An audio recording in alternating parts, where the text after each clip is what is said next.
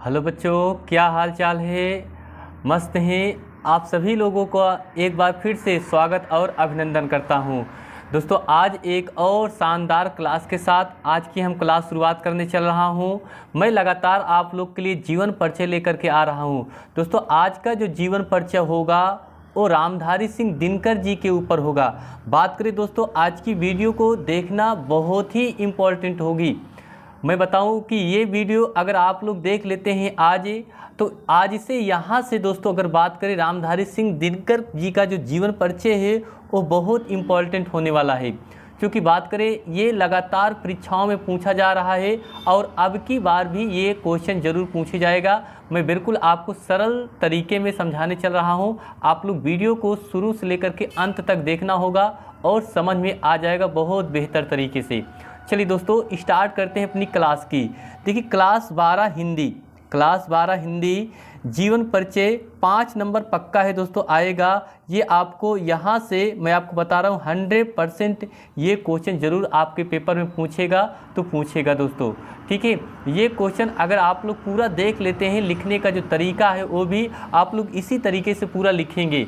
ठीक है, चलिए देखते हैं कैसे। अगर बात करें, देखिए रामधारी सिंह दिनकर जी का जो साहित्यिक आपसे पूछेगा, साहित्यिक परिचय एवं कृतियाँ लिखिए। ठीक है, तो रामधारी सिंह जो दिनकर जी की साहित्यिक कृतियाँ और इनका जो परिचय है वो किस तरह से हम देंगे। ठीक है, आप लोग देख सकते हैं।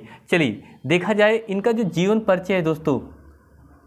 देखिए, कहा जाता है कि रामधारी सिंह दिनकर जी का जन्म बिहार के मुंगेर जिले के सिमरिया नामक गांव में सन 1908 ईस्वी को हुआ था। इनका जो जन्म हुआ था दोस्तों वो कब हुआ था? 1908 ईस्वी में मुंगेर जिले के सिमरिया नामक गांव में हुआ था दोस्तों। ठीक है, अब आगे देखिए, अगर इनका हम जीवन परिचय के रूप में देखें, इन्होंने पटना विश्वविद्यालय से बीए उत्तीर्ण किया। जो बीए की परीक्षा होती दोस्तों वो उत्तीर्ण कहाँ से किए इन्होंने? तो पटना विश्वविद्यालय से मेरे भाई इन्होंने परीक्षा को क्या किया? उत्तीर्ण किया था। ठीक है, आगे कहा जाता है कुछ दिनों तक मुजफ्फरपुर कॉलेज में हिंदी विभाग के अध्यक्ष भी दोस्तों ये रहे। कुछ दिनों तक ये मुजफ्फरपुर जो कॉलेज था वहाँ पर ये कहा जाता है कि उस मुजफ्फरपुर कॉलेज में हिंदी विभाग के अध्यक्ष पद पर रहे। ज्ञानपीठ पुरस्कार तथा पद्म भूषण से सम्मानित होने पर इन्हें राष्ट्र कवि का दर्जा प्राप्त हुआ था। इन्हें दोस्तों राष्ट्र कवि का दर्जा प्राप्त हुआ था जब इन्हें हिंदी विभाग से पद्म भूषण से सम्मानित होने पर। आगे कहा जाता है हिंदी साहित्य का यह सूर्य, कहा जाता है दोस्तों हिंदी साहित्य का यह सूर्य 24 अप्रैल सन 1974 ईस्वी को 24 अप्रैल सन 1974 ईस्वी में सदा के लिए अस्त हो गया। यह जो सूर्य था दोस्तों, अगर कहा जाए दिनकर जी 24 अप्रैल 1974 ईस्वी को ये इस दुनिया से सदा के लिए छोड़ करके चले गए। अब देखिए ये रहा इनका जीवन परिचय। अब इनका हम देखेंगे दोस्तों साहित्यिक जीवन परिचय। तो दोस्तों वीडियो अगर पसंद आ रही है तो प्लीज़ सभी लोग लाइक, शेयर और सब्सक्राइब जरूर कर दीजिए। ज़्यादा से ज़्यादा लोगों को तक ये वीडियो सेंड किया जाए दोस्तों। ठीक है, ताकि सभी छात्र आसानी से अब की बार परीक्षा में बैठें और उनका भी नंबर अच्छा आए। ठीक है, देखिए लिखा है साहित्यिक परिचय में दोस्तों इस तरह से लिखना है इसमें आपको, अपने राष्ट्रीय भाव से लोगों की चेतना को नई ऊर्जा देने वाले राष्ट्रीय कवि दिनकर छायावादोत्तर काल के सर्वश्रेष्ठ कवि थे। ये दोस्तों कहा जाता है कि यहाँ से आपसे कंपटीशन या बहुविकल्पी में भी क्वेश्चन पूछ लेगा कि राष्ट्रीय कवि दिनकर जी किस काल के सर्वश्रेष्ठ माने जाते थे। तो आपका आंसर क्या रहेगा? छायावादोत्तर काल के ये सर्वश्रेष्ठ क्या थे? कवि माने जाते थे। ठीक है, आगे देखिए माने जाते थे। इन्होंने प्रगतिवादी कवियों में भी सर्वश्रेष्ठ समझा जाता है।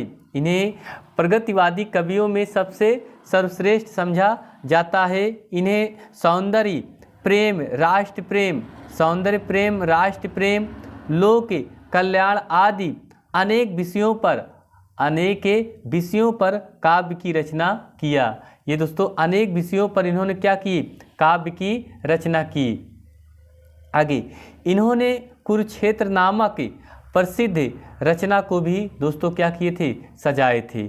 ठीक है, यह कहा जाता है कि दिनकर जी को क्रांतिकारी कवि के रूप में भी प्रतिष्ठा मिली। इन्हें कुरुक्षेत्र नामक प्रसिद्ध रचना को क्या किया था दोस्तों, सजाए थे।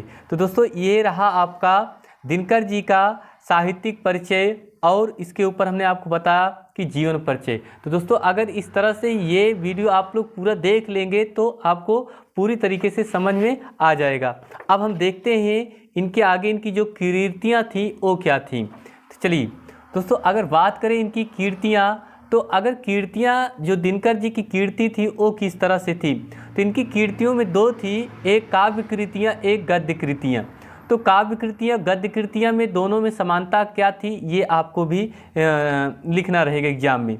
ठीक है, देखिए कृतियाँ में क्या लिखना है, रामधारी सिंह दिनकर जी ने अपनी सामर्थ्य लेखनी से गद्य और पद्य दोनों ही क्षेत्रों में सेवा की। इनकी रचनाएं इस प्रकार है। इनकी जो रचनाएं हैं दोस्तों इस प्रकार हैं, क्या थी देखिए जरा, देखिए काव्य कृतियाँ, इनकी जो रचनाओं में काव्य कृतियाँ थी वो क्या थी। काव्य कृतियाँ में अगर बात करें रेणुका, हुंकार, कुरुक्षेत्र, रथी, नील कुसुम, उर्वशी। ये क्वेश्चन बहुत पूछा जाता है कि रामधारी सिंह दिनकर जी की जो उर्वशी है वो कौन सी काव्य कृतियाँ हैं। ठीक है, तो याद रखना ये इनकी काव्य क्या थी, कृतियाँ थी, उर्वशी। परशुराम की प्रतीक्षा, हरे को हरि नाम आदि, ये दोस्तों इनकी क्या थी, काव्य कृतियाँ थी। ठीक है, अब हम आगे देखें इनकी गद्य कृतियाँ। तो गद्य कृतियाँ में अगर देखा जाए तो देखिए ध्यान से देखना मेरे भाई, आप लोग को अच्छे से समझ में जरूर आएगा। गद्य कृतियाँ में कहा जाता है मिट्टी की ओर अर्ध नारी स्वर, संस्कृत के 4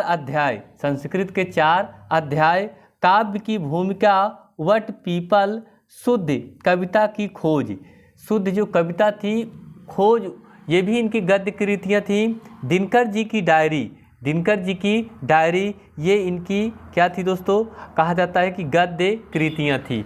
तो दोस्तों इस तरह से आपने देखा दिनकर जी की जो कृतियाँ थी वो किस तरह से थी। ठीक है, तो इस तरह से अगर आप लोग भाई तैयार कर लेते हैं मेरे बच्चों तो अच्छा से नंबर आप लोग को बहुत मिलेगा।